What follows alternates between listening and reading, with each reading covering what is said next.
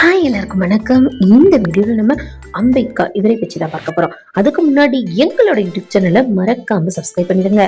வாங்க இப்போ வீடியோக்குள்ள போகலாம். டாக்டர் அம்பேத்கர் இவர் மத்திய பிரதேசத்துல ஏப்ரல் 14, 1891 பிறந்திருக்காரு. இவருடைய தந்தை பெயர் ராம்ஜி மலோஜி சக்பால், தாயின் பெயர் பீமாபாய். இவருடைய பெற்றோர்கள் இவருக்கு சூட்டிய பெயர் பீமாராவ் ராம்ஜிங்க. பீமாராவ் அம்பேத்கர் இவருடைய குடும்பத்துல 14வது குழந்தையா பிறந்திருக்காரு. இவர் ஒரு மராத்திய குடும்பத்தை சேர்ந்தவர். அது மட்டும் இல்லாம இவருடைய தந்தை ராணுவ பள்ளியில ஆசிரியராக பணியாற்றிட்டு வந்திருக்காரு. அம்பேத்கர் ஒரு தாழ்த்தப்பட்ட சமுதாயத்துல பிறந்தவர். இதன் காரணமாகவே இவருடைய வாழ்நாள்கள்ல பல்வேறு விதமான துன்பங்களை இவர் சந்திச்சிருக்காருங்க. குறிப்பா பள்ளியில படிக்கும் போதே தனி மண்பானையில தான் தண்ணீர் குடிக்கணும் அப்படின்னு சொல்லுவாங்களாம். அது மட்டும் இல்லாம இவர் தாழ்த்தப்பட்டவர் அப்படின்னு சொல்லி இவரை ஒதுக்கி வைப்பாங்களாம். இந்த மாதிரி பல கஷ்டங்களை இவருடைய வாழ்நாட்கள் இவர் சந்திச்சிருக்காரு. ஆனா இப்படிப்பட்ட சமயத்துல அம்பேத்கர் அப்படிங்கிற ஒரு ஆசிரியர் இவருக்கு மிகவும் உதவியா இருந்திருக்காங்க. அவங்க மீது இவர் வைத்திருந்த அன்பை வெளிப்படுத்தக்கூடிய விதமா தான் தன்னுடைய பெற்றோர் தனக்கு சூட்டிய பெயருக்கு பின்னால தன்னுடைய ஆசிரியர் பெயரை இவர் இணைத்து கொண்டாராங்க. அதுக்கப்புறமா 1904 இவருடைய குடும்பம் மும்பைக்கு குடிபெயர்ந்திருக்குங்க.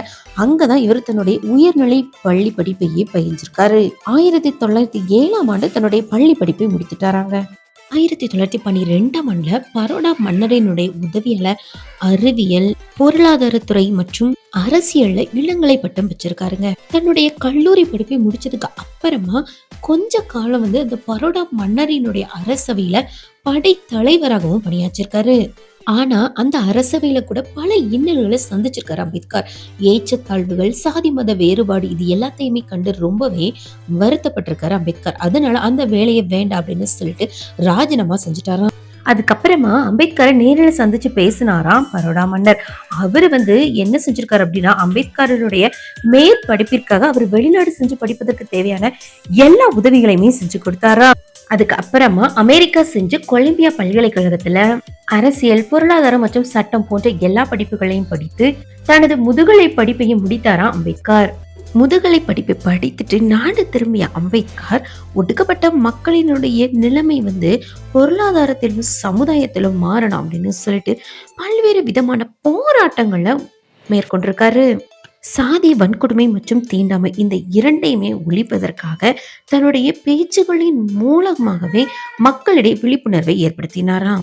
அது மட்டும் இல்லாம இரட்டை வாக்குரிமை அப்படிங்கிற ஒரு சட்டத்தை பெறுவதற்காக லண்டன் செஞ்சு அங்கு நடைபெற்ற 2ஆம் உலக வட்டமேசை மாநாட்டுல கலந்து கொண்டு அந்த சட்டத்தினையுமே பெற்றாராங்க. ஆனா இந்த சட்டத்தை காந்தியடிகள் ஏற்றுக்கொள்ளவே இல்லையா.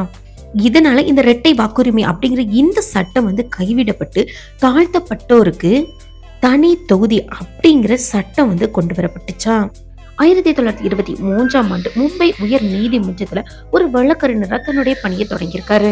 அது மட்டும் இல்லாம 1924 ஒடுக்கப்பட்ட மக்களினுடைய முன்னேற்றத்திற்காக ஒரு சங்கத்தையே ஏற்படுத்தியிருக்காருங்க. அது மட்டும் இல்லாம 1928 மும்பை அரசு சட்ட கல்லூரியில பேராசிரியராய் பணியாற்ற ஆரம்பிச்சிருக்காரு. அதுக்கப்புறமா 1935 அதே கல்லூரியினுடைய முதல்வராய் இவர் பதவி வகித்திருக்காரு.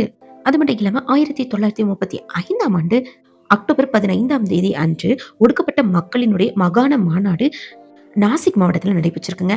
அந்த கூட்டத்துல கலந்து கொண்டு இவர் என்ன உரையாற்றிருக்காரு அப்படின்னா, நான் ஒரு இந்துவாக பிறந்தேன், ஆனா நிச்சயம் ஒரு இந்துவாக இறக்க மாட்டேன் அப்படின்னு சொன்னாராம். இவருடைய இந்த கருத்து பல்வேறு இந்துக்களுக்கு அதிர்ச்சி அளிக்கக்கூடிய விதத்துல இருந்தாலும் ஆயிரக்கணக்கான மக்கள் இதனை ஆதரிச்சாங்களாம். அது மட்டும் இல்லாம இந்து மதத்துல இருந்து பௌத்த மதத்துக்கு மாறவும் இவர் முடிவு செஞ்சாராங்க. 1942 இந்திய கவர்னர் ஜெனரலின் நிர்வாக சபைக்கு தொழிலாளர் துறை உறுப்பினராக நியமிக்கப்பட்டிருக்காரு. அதுக்கப்புறமா 1947 இந்திய சுதந்திரம் பெற்ற பிறகு நேருவினுடைய முதலாவது அமைச்சரவையில சட்டம் மற்றும் நீதித்துறை அமைச்சராகவும் இவர் பதவி வகித்திருக்காரு. ஆனா அதுக்கப்புறம் என்ன இருக்கு அப்படின்னா, 1951 காஷ்மீர் பிரச்சனை, இந்தியாவினுடைய வெளியுறவு கொள்கை, இப்படி பல விஷயங்கள்ல தன்னுடைய கருத்துக்களை எல்லாருமே வேறுபடுத்தி பார்த்ததுனால தன்னுடைய அந்த அமைச்சர் பதவியே ராஜினாமா செஞ்சிட்டாராம். இறுதியாக 1956 டிசம்பர் 6 இவர் இருந்திருக்காருங்க. ஒரு இந்து மதத்தின் தீண்டப்படாத ஒரு வகுப்பில் தோன்றி கல்வியாளராக, பொருளியல் வல்லுநராக, எழுத்தாளராக, பேராசிரியராக, வழக்கறிஞராக, மக்கள் தலைவராக, புதிய அரசியலமைப்பு சட்டத்தை உருவாக்கியவராக, இந்து மத கொடுமைகளில் இருந்து தன் சமூக மக்களை வெஞ்செடுத்தவராக திகழக்கூடியவர் தான் இந்த அம்பேத்கர். சரி, இந்த வீடியோ பற்றி நீங்க என்ன நினைக்கிறீங்க அப்படிங்கறத கீழே உள்ள கமெண்ட்ல மறக்காம கமெண்ட் பண்ணுங்க.